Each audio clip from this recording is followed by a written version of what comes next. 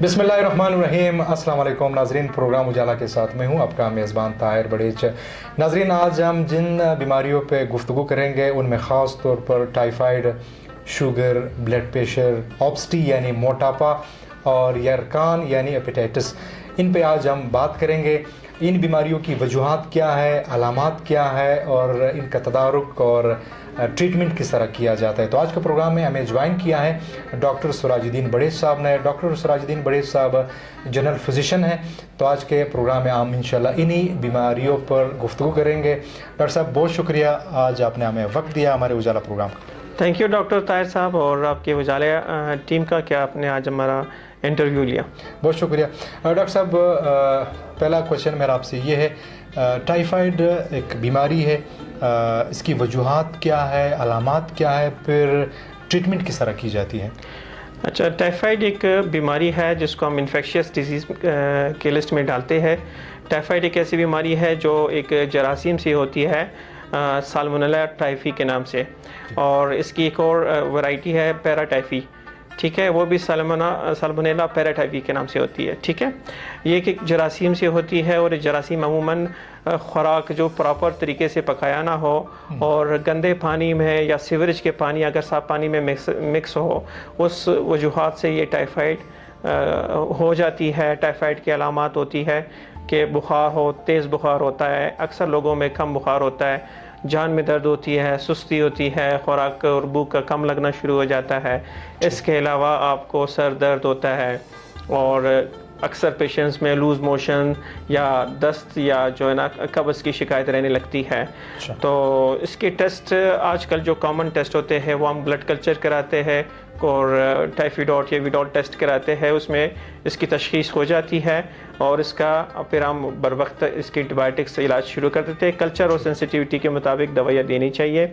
और इससे बचाव का तरीका ये होता है कि आपको अक्सर बाहर खाना नहीं खाना चाहिए, साफ़ सुथरा अपने घर का खाना खाना चाहिए और कोशिश करें कि बॉइल्ड वाटर इस्तेमाल किया जाए।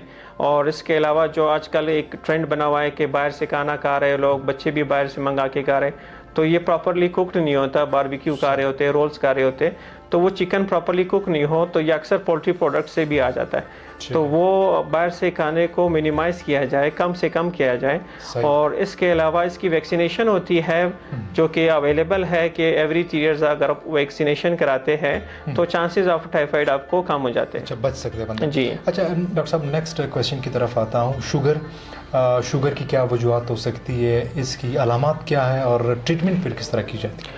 अच्छा डॉक्टर ताहिर साहब, शुगर की बेसिकली वजूहात मल्टीफैक्टोरियल डिजीज़ है, यानी इसकी वजूहात बहुत सारी वजूहात होती है, ठीक है ना। और इसकी बेसिकली 2 किस्में होती है शुगर की। एक होती है शुगर की किस्म 1 जिसको टाइप 1 डायबिटीज़ कहते हैं, और एक होती है टाइप 2 डायबिटीज़ जो बड़ी किस्में है। इस तरह मतलब हमारे जो मेडिकल टर्म्स में बहुत सारी किस्में होती है, जो ले मैन पेशेंट्स के लिए होता है वो 2 ही बड़ी किस्में होती है। एक टाइप 1 डायबिटीज़ होती है, एक टाइप 2 डायबिटीज़ होती है। टाइप 1 डायबिटीज़ अमूमन बच्चों में और जवानों में होती है। इसमें यह होता है कि आपकी बॉडी में इंसुलिन बनता ही नहीं है, तो आपने शुरू से ही इंसुलिन से ही इलाज शुरू कर देना होता है। और टाइप 2 डायबिटीज़ होती है वो अमूमन 35 साल से आगे की एज में होती है। अच्छा। और ये अमूमन जो है ना इसकी वजूहात बहुत सारी होती है, जैसे मैंने बताया कि मल्टीफैक्टोरियल है, मारूसी हो सकती है, ख़ानदानी हो सकती है कि अगर आपके फैमिली में किसी बहन भाइयों को है या पेरेंट्स में से किसी को है तो आपको भी खदशा हो सकता है कि आपको भी हो। वेट का बढ़ जाना, सीडेंट्री लाइफस्टाइल, एक्सरसाइज का ना होना और फास्ट फूड का ज़्यादा इस्तेमाल करना, ये भी कुछ वजूहात में है कि इससे आपकी डायबिटीज़ का रिस्क बढ़ जाता है। और स्ट्रेस भी एक इम्पॉर्टेंट फैक्टर है, अगर आप स्ट्रेस ज़्यादा लेते हैं तो वो भी एक रिस्क फैक्टर है। टेंशन, बहुत सारे, जी, नफ्सियाती दबाव। जी। अच्छा। जी। और जेनेटिक आपकी वो होती है कि जेनेटिकली अगर आपको ये बेसिकली जेनेटिक मल्टीफैक्टोरियल डिजीज़ है, इसकी बहुत सारी वजूहात होती है। और डायबिटीज़ की अलामात सबको पता होती है कि इनिशियली बहुत सारे लोगों को प्यास का ज़्यादा लगना, भूख का ज़्यादा लगना, इसी तरह बार बार पेशाब का आना और एकदम वज़न का कम हो जाना, ये डायबिटीज़ के कॉमन अलामात है। अक्सर लोगों को जो है ना बॉडी में पेन होता है, दर्द होता है, और बहुत सारे ऐसे लोग होते हैं जिनको कुछ अलामात ज़ाहिर नहीं होते, फिर भी उनका शुगर ज़्यादा होता है। तो पाकिस्तान में चूँकि इसकी प्रीवलेंस बहुत बढ़ गई है, हर पाँचवें बंदे में से एक बंदे को डायबिटीज़ है, तो हर बंदे को अपना 6 मंथली चेकअप लाजमी कराना चाहिए। शुगर का वैल्यू या ऐसे अलामात आते हैं तो बर वक्त अपना मुआयना कराना चाहिए। दूसरी इंपॉर्टेंट चीज़ है कि इसका इलाज बहुत आसान है। डाइट इलाज में सबसे इम्पॉर्टेंट चीज़ होती है कि आपका डाइटरी कंट्रोल अच्छा हो, ठीक है ना। और डाइट भी इतनी मुश्किल नहीं होती है जैसे लोग समझते हैं। डाइट में सिर्फ शुगर और शुगर से बनी हुई चीज़ों को हम अवॉइड कराते हैं, और ऐसी खुराक को हम अवॉइड कराते हैं जिनका हाई ग्लाइसेमिक इंडेक्स होता है। और इसके अलावा कुछ हम दवाइयाँ देते हैं, ओरल ट्रीटमेंट्स भी है, फिर इंसुलिन ट्रीटमेंट्स है। वो डिपेंड करता है कि शुगर का कंट्रोल कैसा है, और इसके अलावा इसके साथ और कोमॉर्बिड्स क्या है, यानी और कोई बीमारियां साथ में तो नहीं है। पेशेंट की एज क्या है, डायबिटीज़ के टाइप 1 है, 2 है, कितने अरसे से डायबिटीज़ है, तो वो सारा डिपेंड करता है, उसकी ट्रीटमेंट उसके ऊपर डिपेंड करती है। ठीक है डॉक्टर साहब, ब्लड प्रेशर की तरफ आता हूँ। Blood pressure it is also kind of disease, ये भी एक बीमारी है। इसकी क्या वजूहात है, फिर इसकी अलामात और ट्रीटमेंट किस तरह की जाती है? अच्छा डॉक्टर साहब, जैसे कि पहले हम डिस्कस कर चुके हैं डायबिटीज़ के बारे में कि ये मल्टी फैक्टोरियल डिजीज़ है, इसी तरह ब्लड प्रेशर की भी कोई ख़ास वजह नहीं होती कि ये कोई ख़ास पैथोजन नहीं होता। जैसे कि बंदे को टाइफाइड हो जाए तो हम कह सकते हैं कि ये किसी बैक्टीरिया से हो गया। इसी तरह ब्लड प्रेशर की भी कोई ख़ास वजह नहीं होती, बहुत सारी वजूहात होती है, ठीक है ना।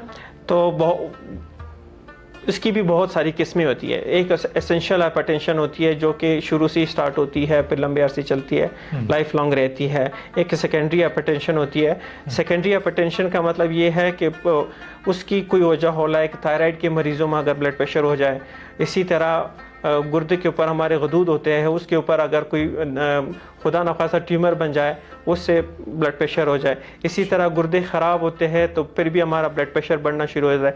इस तरह की किस्मों को हम सेकेंडरी हाइपरटेंशन कहते हैं। और कुछ प्राइमरी हाइपरटेंशन होता है जिसकी कोई वजह नहीं होती। तो अमूमन हमारे पास 70% जो हाइपरटेंशन के पेशेंट आते हैं वो प्राइमरी ही होते हैं। बहुत कम ऐसे पेशेंट हैं जिसके सेकेंडरी कॉजेज़ होते हैं। और हाइपरटेंशन भी जैसे डायबिटीज़ जितनी प्रीवेलेंट हो रही है, इसी तरह हाइपरटेंशन भी बहुत कॉमन हो रही है हमारी पॉपुलेशन में, क्योंकि हमारा एक्सरसाइज, लाइफस्टाइल, ये सारी चीज़ें बहुत सीडेंट्री हो गई है।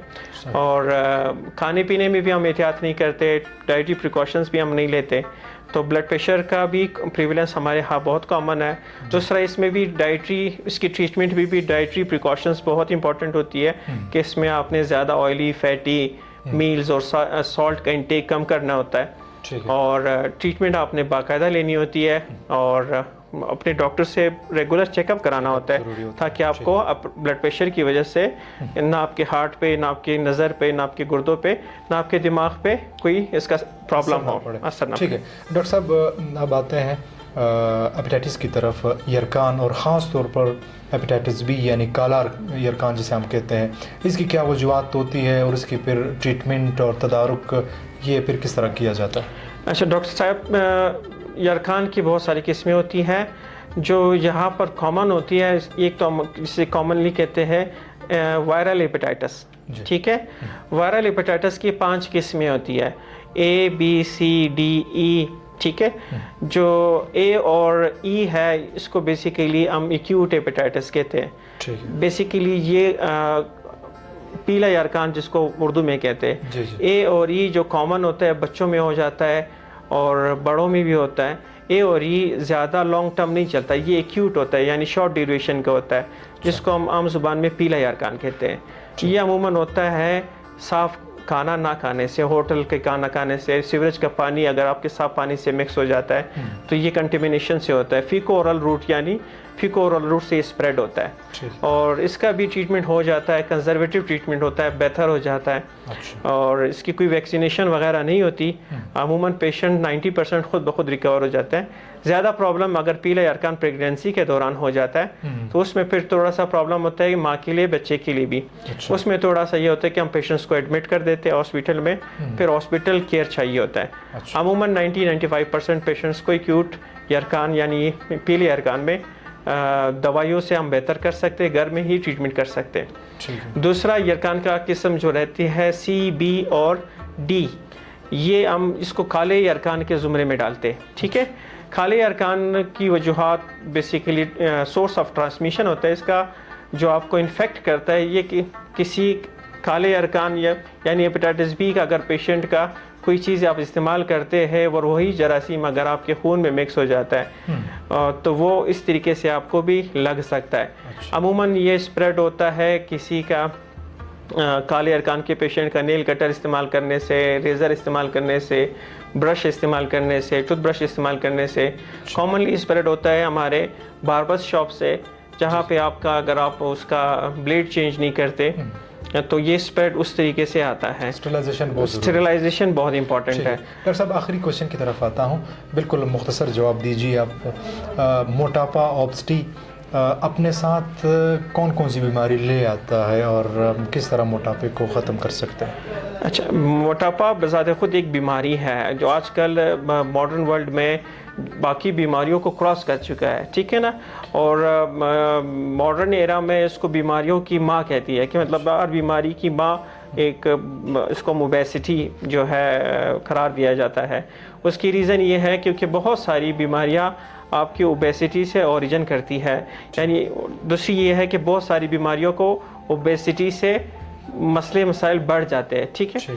तो ओबेसिटी की कुछ वजूहात ये होती है कि एक तो आपकी ओबेसिटी फैमिलियल होती है कि आपकी मरूसी ओबेसिटी है, फैमिलियल है, आपकी मेटाबॉलिज्म रेट कम है और आपका एक्स्ट्रा चर्बी जम रही होती है, बॉडी में जमा हो रही होती है, डाइट आपका इतना ज़्यादा नहीं होता, फिर भी आपका वेट गेन रहा होता है। वो मेटाबॉलिक डिसऑर्डर्स होते हैं। तो एक तो ये वजूहात होती है।